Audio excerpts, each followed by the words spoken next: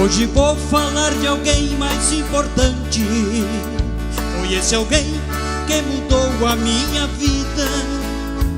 Eu perdido sem conhecer a verdade, esquecido sem valor no meio da sociedade. Mas Jesus, vendo a minha situação, Ele estendeu a mão e pôs em caminho de luz. Hoje sou fruto de um olhar apaixonado, coração regenerado pelo efeito da cruz. O fardo que eu carrego hoje é leve, o jugo é suave com Jesus.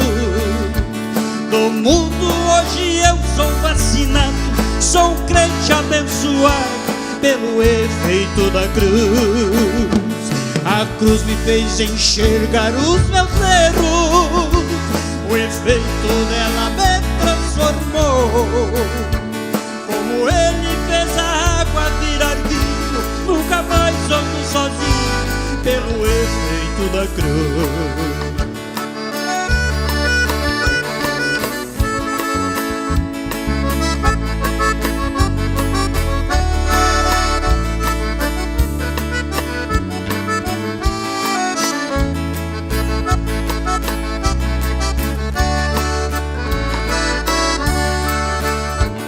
Hoje vou falar da vida que eu levava, diferente desta vida que hoje eu vivo.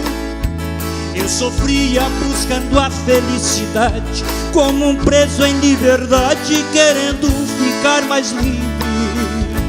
Mas Jesus, que é um amigo verdadeiro, me viu perdido em desespero e fez em mim brilhar a luz.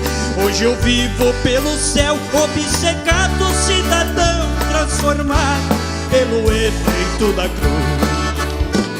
O fardo que eu carrego hoje é leve, o jugo é suave com Jesus.